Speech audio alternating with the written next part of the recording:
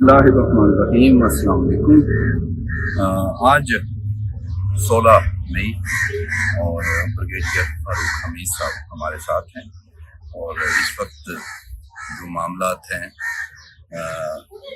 جو انمول پنکی اور پھر اور بھی بہت کچھ ہو رہا ہے پس پردہ، اس حوالے سے اب ان کی رائے ضروری تھی۔ تو بریگیڈیئر صاحب سیدھا پوائنٹ پہ آئیں۔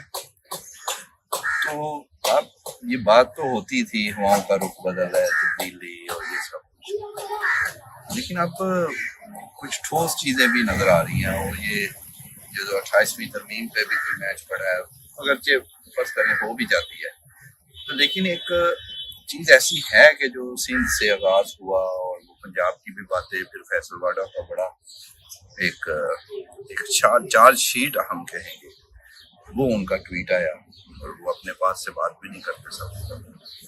تو آپ کیسے اس کو دیکھتے ہیں؟ بسم اللہ الرحمن الرحیم، بہت شکریہ نعیم اشرف بھائی۔ میں دیکھ رہا ہوں کہ ہوا کا رخ بدل رہا ہے پاکستان میں، اور میں واقعی معاملات کو ایک چینج کی طرف دیکھتا ہوا مجھے نظر آ رہے ہیں کہ حالات جو ہیں وہ آنے والے ہفتوں میں میکسیمم 2-2.5 مہینے میں سمجھتا ہوں ان میں حالات چینج ہوں۔ دیکھیں، اس میں امپورٹنٹ چیز کیا ہے کہ جو میرے نظر میں جو امپورٹنٹ مائل سٹون ہے، 28ویں ترمیم، آپ نے واڈا صاحب کا ذکر کیا، تو واڈا صاحب تو پہلے کہہ چکے ہیں 28ویں بھی آئے گی، 29 بھی آئے گی، 30ویں ترمیم بھی آئے گی۔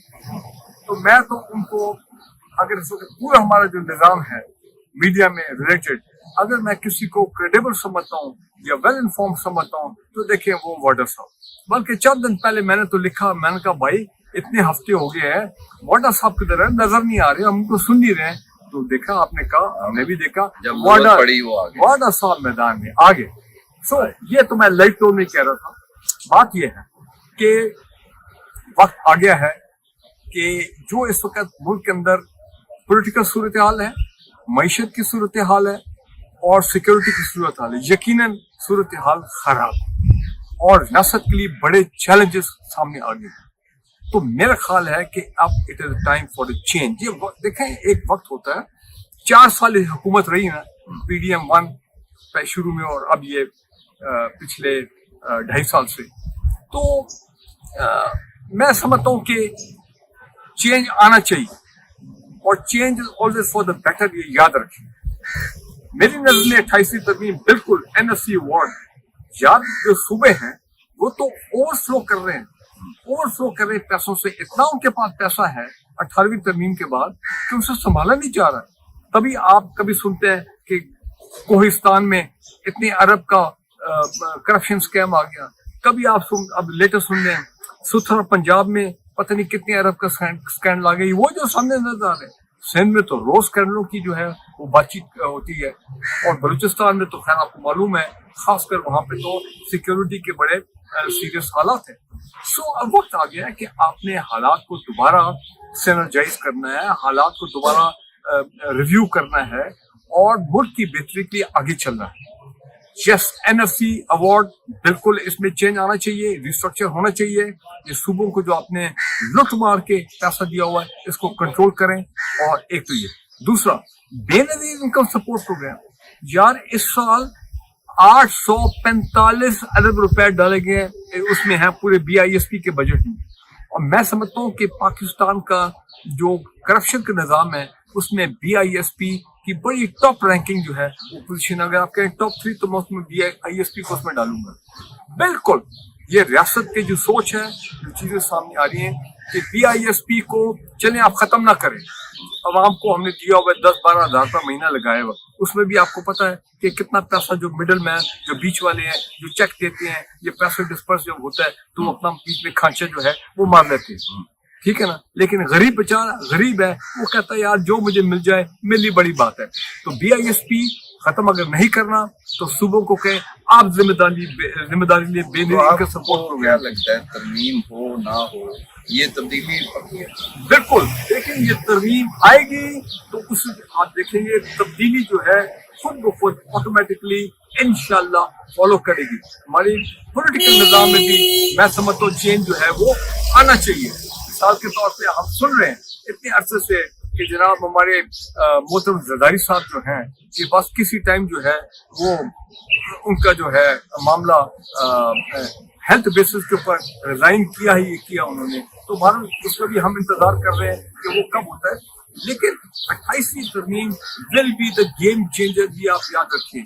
और मैं आपको बता दूं इसके बाद बिल्कुल वाडा साहब सही कहते हैं 29 तरमीम भी आनी चाहिए, ताकि ये जितने मामलात में एनोमलीज हैं रियासत के लेवल पे इदारों में रिसर्चिंग के हवाले से बिल्कुल ये जो है ये तरमीम होनी चाहिए। और ये जो तरमीम करेंगे जैसे 26वीं 27वीं 28वीं आगे नून पीपी, और यही फिर उनके खिलाफ इस्तेमाल होनी है। और भारत नहीं सारी बात है यही ये पार्लियामेंट में। और मैं आपको एक बात बता दूं, ये बिलावल साहब कहते हैं जी मुझे तो पता ही नहीं है, बड़े मासूम बन रहे हैं कि क्या है 28वीं तरमीम में, किसी ने मेरे से बात नहीं की है। और यार आप लोगों को बेवकूफ ना बनाओ, कैसे हो सकता है कि अभी तक आपको पता नहीं है अंदर क्या है 28वीं तरमीम में?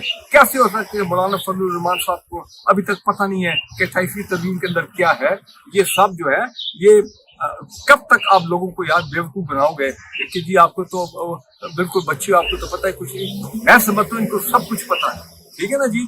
और ये लोग ये जो मरूसी खानदान वाले लोग हैं ये अपनी सोचते हैं, ये पाकिस्तान की नहीं सोचते, पाकिस्तान के गरीब आवाम की नहीं सोचते। मैं अब आपसे एक बात करने लगा, मैंने अपनी जिंदगी में अब खुदा की कसम खा के मैं कह रहा हूँ कभी इतना जुल्म नहीं देखा जो हम देख रहे हैं पिछले कुछ अर्से से गरीब आवाम पे पंजाब में। शायद कभी ऐसे हुआ था कि पुलिस वाले भाई चलान करना करो चलान, लेकिन ये तो नहीं कि आप लोगों के ऊपर फिजिकल हो जाओ, लोगों को मारना शुरू कर दो, लोगों की तस्दीक करो, और वो भी गरीब लोग।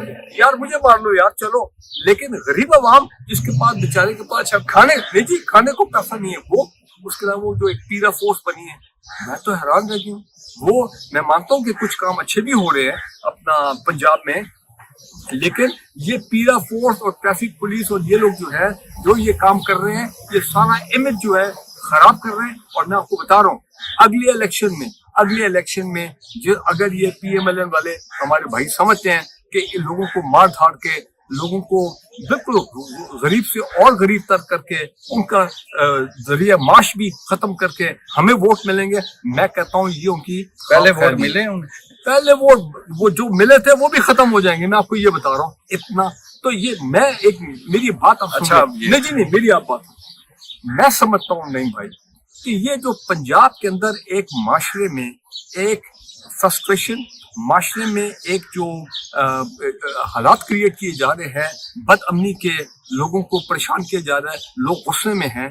मुझे तो कई दफा लगता है कि ये पाकिस्तान के खिलाफ खुदा की कसम ये एक साजिश है कि पाकिस्तान का सबसे बड़ा सूबा इसको डिस्टेबलाइज अच्छा पिंकी, लेकिन अब सुन लो जी, लेकिन अब जब लोगों का रिएक्शन आया तो फिर उन्होंने वो ट्रैफिक चलान जो है सुना है वो भी 50% कर दिया। अच्छा अनमोल पिंकी ने जो तहलका मचा दिया, एक कमाल का बयान, और मुश्किल हालात में चादरें डाल रहे हैं, वो फिर भी बोल दिया कि मुझे तशद्दुद करके मजबूर कर रहे हैं कि बनी गाला का कहो कि मैं